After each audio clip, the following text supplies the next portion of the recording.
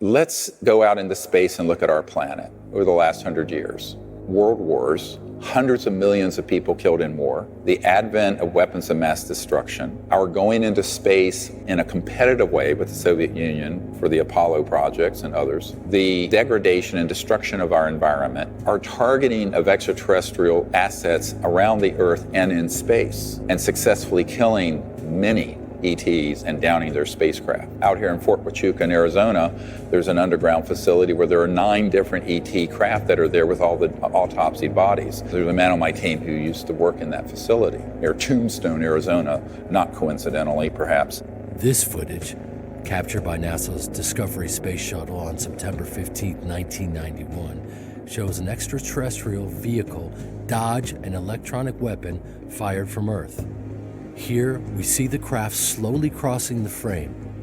There's a bright flash, and then it makes an abrupt right-angle turn and flies off. Moments after the turn, we see the shot fired across space where the craft had just been.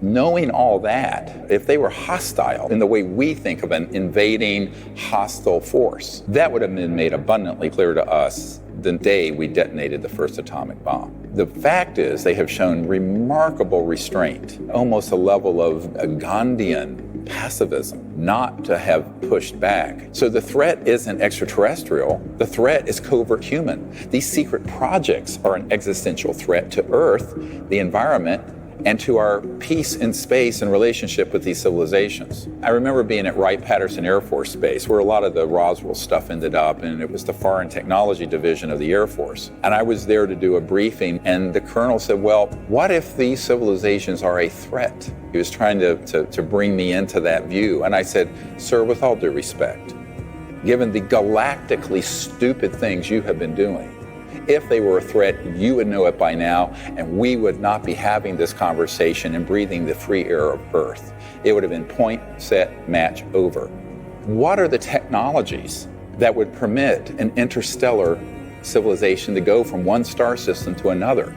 Now, we're not talking about Elon Musk's SpaceX or the Apollo rocket. We're talking technologically advances that are in the hundreds of thousands to millions of years past what we have operating on this planet. Those technological breakthroughs, if they were weaponized and in the possession of a hostile force, would be so devastating that you could target a planet and turn it into a pink mist floating through the cosmos if you were a hostile entity.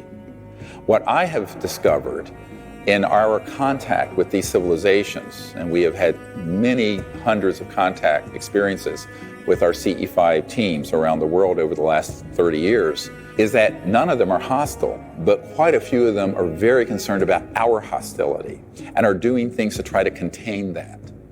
But our destiny beyond the Earth is not only a matter of national identity, but a matter of national security. It is not enough to merely have an American presence in space. We must have American dominance in space. They want to project out into the stars their dominion. Our job is to get people to understand that that is not what our mission is as a human species.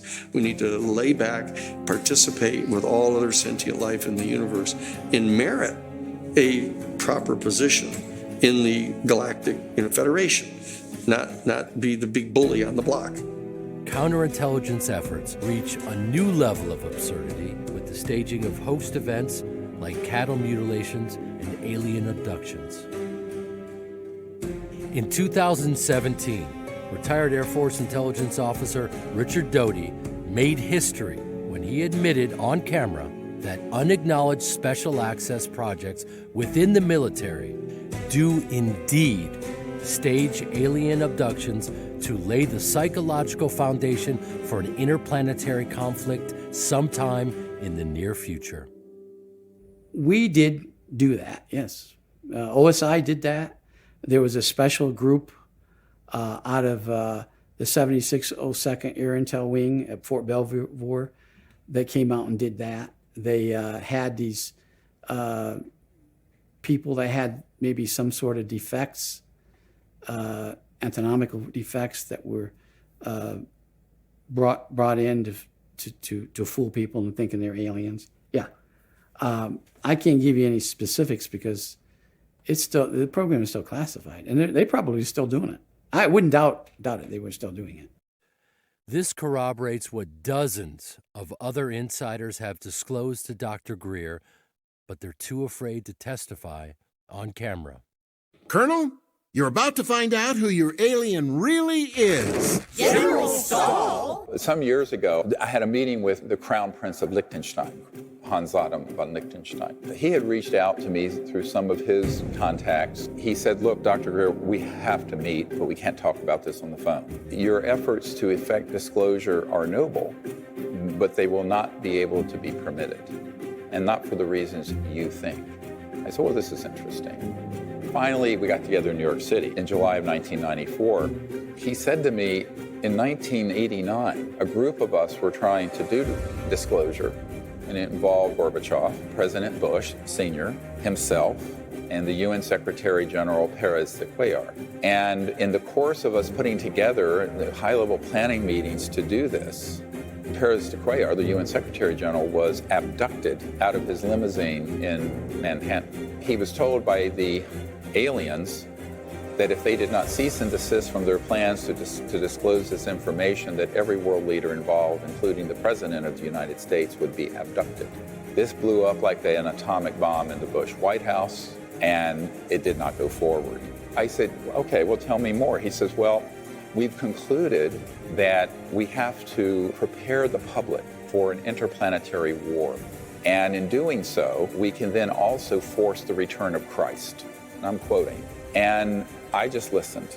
He didn't know that I knew that the means for that abduction for Pérez de Cuellar were run by a counterintelligence unit out of the national security state that had the technologies to simulate an alien craft and aliens run completely by military assets, and that there was a deeper part of these unacknowledged special access projects that were zooming even people like Bush Sr., who was on the committee but had lost control of some of these renegade factions. This is a very complicated story. Pérez de Cuellar being abducted caused him to stop that process. It manipulated these leaders into going onto a war footing. And he confessed to me that the reason he was funding the work of the abduction groups was because they wanted to put information out to the public that would scare the public so that people would make the sacrifice in blood and treasure to have an interplanetary war. Now, this is 25 years ago. It was not a happy meeting for me. If there's any one thing that is going to mobilize people to allow the national security state to establish full spectrum dominance over our planet, it is this. The beings themselves, interestingly and very importantly, aren't putting out their own story. They're not doing that yet. They're trying to get us to understand it. They're trying to give us warnings. They're trying to help raise our consciousness, which is a critical part of this entire operation going on, and trying to get us to do this for ourselves. That's what this is all about. But the national security state realizes that that's a slower process, so they're now trying to hurry this up. There's a kind of an emergency process underway right now. Make no mistake about that. When I was briefing the director of the Defense Intelligence Agency, the very first thing he asked wasn't about this subject. He looked at me, he says, Dr. Greer, what we don't understand is why you haven't killed yourself yet. He said, well, my dad knew about some of this way back in the 60s. No one would do anything about it. So he took his revolver and ate his gun and blew his head off. Now, this is a 3-star general telling me this story in the first 10 minutes we're together. I said, well, I'm sorry that happened to you, but I understand where your dad was coming from. Because it's sort of this,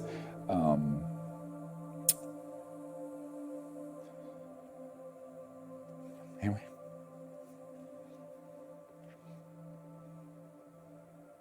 Oh, take a breath.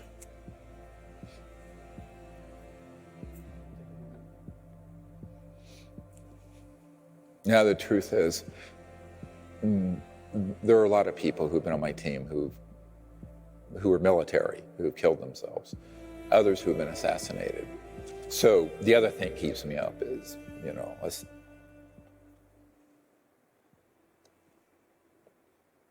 survivor guilt.